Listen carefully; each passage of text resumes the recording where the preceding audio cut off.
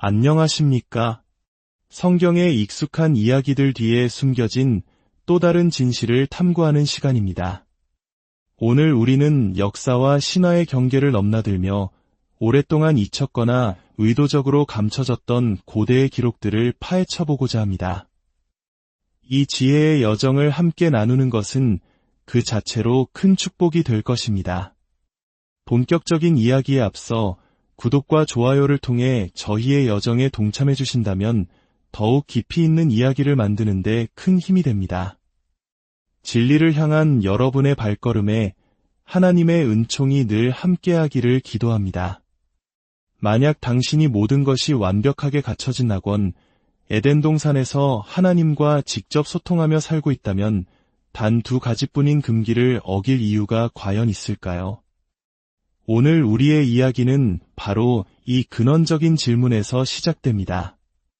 우리가 당연하게 받아들여온 창세기의 이야기, 아담과 하와, 그리고 그들을 유혹한 뱀. 하지만 만약 이 이야기에 또 다른 관점이 존재한다면 어떨까요? 뱀이 사악한 유혹자가 아니라 인류에게 의식이라는 선물을 준 해방자였다고 주장하는 이들이 있다면 말입니다. 이것은 단순한 상상이 아닙니다. 영지주의라고 불리는 고대의 사상가들은 바로 이러한 파격적인 해석을 내놓았습니다. 그들은 우리가 아는 성경과는 다른 수많은 외경과 고대 문서들을 통해 세상을 이해하려 했습니다. 그 중에서도 가장 논란이 되는 문서는 바로 에녹서입니다. 에녹. 그는 성경에서 죽음을 보지 않고 하늘로 올라갔다고 기록된 특별한 인물입니다. 아담의 7대 손이자 대홍수에서 인류를 구한 노아의 할아버지이기도 하죠. 이처럼 중요한 인물의 이름으로 전해지는 에녹서는 왜 정경에서 제외되었을까요? 그 안에는 주류 기독교가 담기에는 너무나도 충격적인 이야기들이 담겨있기 때문입니다. 바로 하늘에서 내려온 존재들, 감시자들과 그들과 인간의 딸들 사이에서 태어난 거인족, 네피림에 대한 기록입니다. 에녹서에 따르면 200명의 감시자들이 천상의 법을 어기고 지상으로 내려옵니다. 그들은 인간의 딸들의 아름다움에 반해 그들을 아내로 삼고 그 결과 네피림이라는 강력한 거인족이 태어나 세상을 혼란에 빠뜨렸다고 합니다. 또한 이 감시자들은 인류에게 천상의 지식을 전수했습니다. 한 감시자는 식물을 약으로 사용하는 법을 가르쳤고 다른 감시자는 금속을 다루는 야금술을, 또 다른 감시자는 별과 행성의 움직임을 읽는 점성술을 전수했습니다. 언뜻 보면 인류 문명의 기틀을 마련한 위대한 지식처럼 보입니다. 의학, 공학, 천문학. 오늘날 우리 문명을 지탱하는 모든 학문의 뿌리가 바로 여기에 있습니다. 여기서 우리는 첫 번째 질문과 마주하게 됩니다. 이들의 가르침은 인류를 타락시킨 저주였을까요? 아니면 인류를 발전시킨 축복이었을까요? 전통적인 관점에서는 이 지식들이 인류를 하나님으로부터 멀어지게 만든 타락의 씨앗이었다고 말합니다. 하지만 다른 관점에서는 이것이야말로 인류가 스스로 생각하고 발전할 수 있게 된 계기, 즉 의식의 성장이었다고 주장합니다. 이러한 관점의 차이는 에덴 동산의 이야기를 해석하는 방식에서도 극명하게 드러납니다. 전통적인 해석에서 뱀은 하나님을 대적하는 사탄 혹은 루시퍼의 화신으로 그려집니다. 뱀은 순진한 하와에게 접근해 선악을 알게 하는 나무의 열매를 먹도록 유혹합니다. 하나님처럼 될 수 있다는 거짓말로 인류를 속여 원죄를 짓게 만든 사악한 존재인 것이죠. 하지만 영지주의적 혹은 루시퍼주의적 관점은 이야기를 180도 뒤집어버립니다. 그들에게 뱀은 두 사람 중 더 지혜롭고 영적인 존재였던 하와에게 먼저 다가간 빛의 전달자였습니다. 뱀은 거짓말을 한 것이 아니라 진실을 말했습니다. 너희는 결코 죽지 않을 것이다. 오히려 너희 눈이 밝아져 하나님과 같이 되어 선악을 알게 될 것이다. 그들의 관점에서 아담과 하와는 낙원이라는 이름의 거대한 환상 속에서 살고 있는 의식이 잠든 존재였습니다. 선악과를 먹은 후에야 비로소 그들은 벌거벗은 자신들의 모습을 보며 수치심을 느꼈고, 이는 인류 최초의 자의식, 즉 인간다운 의식이 탄생하는 순간이었습니다. 그들은 낙원이라는 환상에서 깨어나 진짜 현실을 마주하게 된 것입니다. 이 관점에서 하나님은 인류를 무지 속에 가두어 통제하려는 존재, 즉 데미우르고스라는 불완전한 창조주로 해석되기도 합니다. 그리고 뱀, 즉 루시퍼는 인류에게 지혜의 빛을 가져다 주어 그 속박에서 벗어나게 하려 한 해방자로 여겨집니다. 그렇다면 우리가 흔히 악의 상징으로 여기는 루시퍼와 사탄은 과연 동일한 존재일까요? 고대 문헌을 깊이 파고들면 이 둘은 본래 전혀 다른 개념이었음을 알 수 있습니다. 루시퍼라는 이름은 사실 라틴어로 빛을 가져오는 자 또는 샛별을 의미합니다. 구약 성경 이사야서에서 바빌론의 왕을 조롱하며 계명성이여 내가 어찌 하늘에서 떨어졌는가 라고 말하는 구절이 있는데, 여기서 계명성, 즉 샛별을 라틴어로 번역한 것이 바로 루시퍼입니다.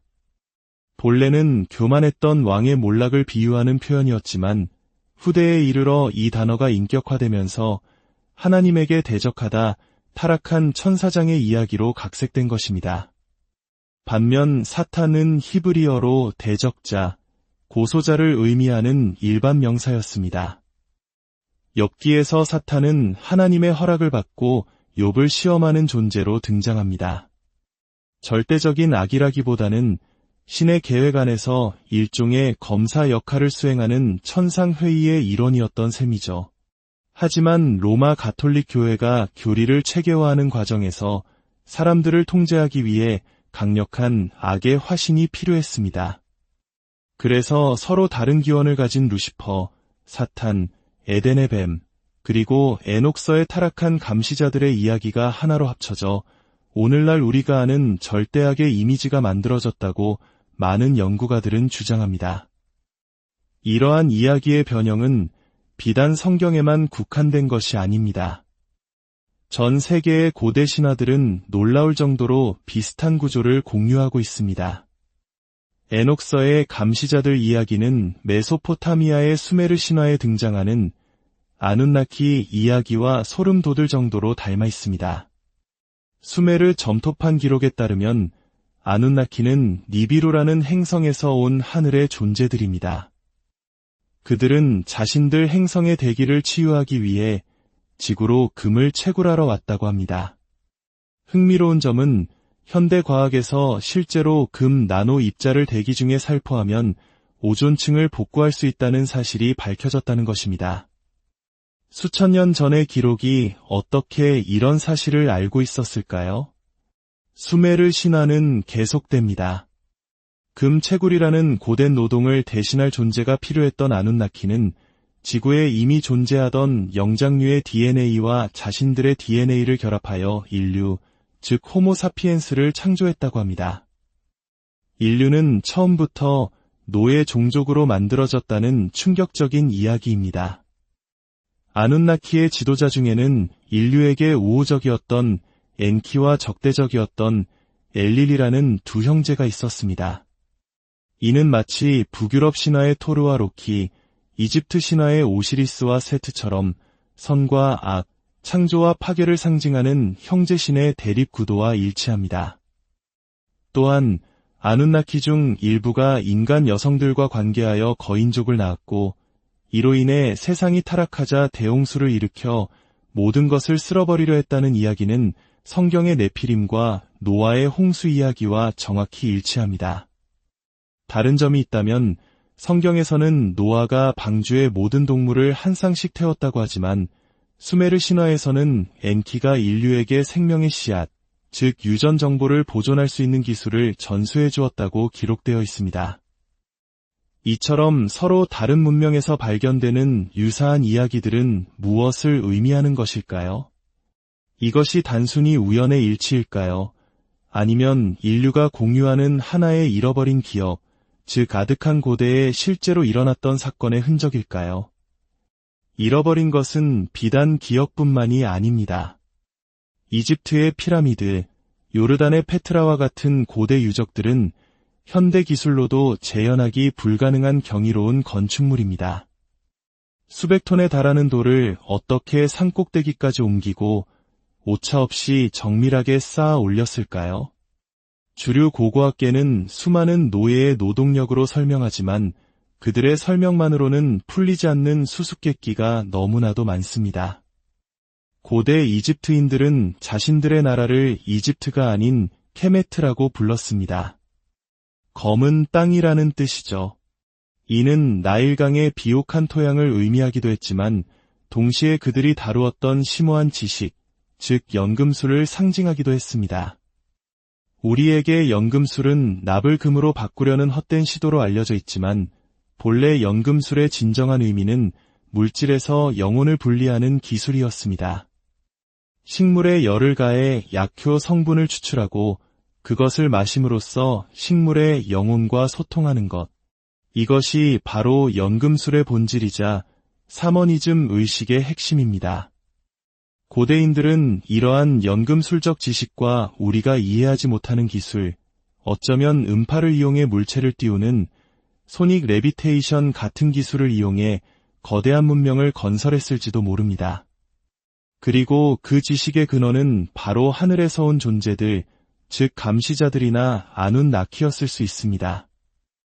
하지만 그 위대했던 지식과 기술은 왜 사라졌을까요?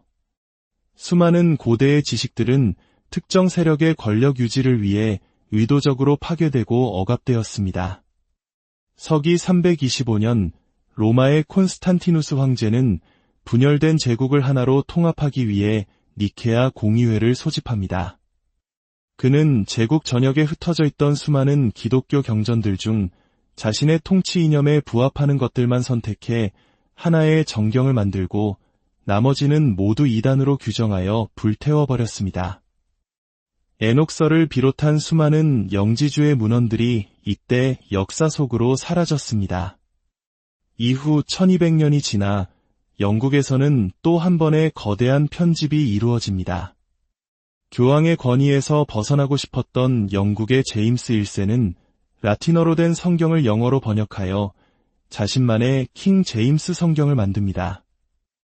이 과정에서도 통치자에게 불리한 내용은 교묘하게 수정되거나 삭제되었습니다. 결국 우리가 오늘날 접하는 성경은 수천 년의 시간 동안 수많은 번역과 편집, 그리고 정치적 의도를 거치며 변형된 결과물일 수 있다는 것입니다. 역사는 언제나 승리한 자들의 기록이기 때문입니다. 오늘 우리는 성경과 고대 신화 속에 숨겨진 다양한 관점들을 살펴보았습니다. 에녹서의 감시자들, 에덴 동산의 뱀, 수메르의 아눈나키 이야기. 이 모든 것은 우리에게 한 가지 중요한 사실을 말해줍니다. 우리가 아는 것이 전부가 아닐 수 있다는 것. 모든 이야기에는 우리가 듣지 못한 또 다른 이면이 존재한다는 것입니다. 어떤 관점이 진실인지는 누구도 단정할 수 없습니다. 중요한 것은 하나의 관점에 얽매이지 않고 끊임없이 질문하고 탐구하며 자신만의 진실을 찾아가는 여정 그 자체일 것입니다. 우리가 굳게 믿어온 신념의 틀을 깨고 나올 때 비로소 우리는 더 넓은 세상과 마주할 수 있게 될 것입니다. 당신의 진리를 찾아가는 여정이 지혜와 빛으로 가득하기를 기원하며 오늘 이야기를 마치겠습니다. 함께 해주셔서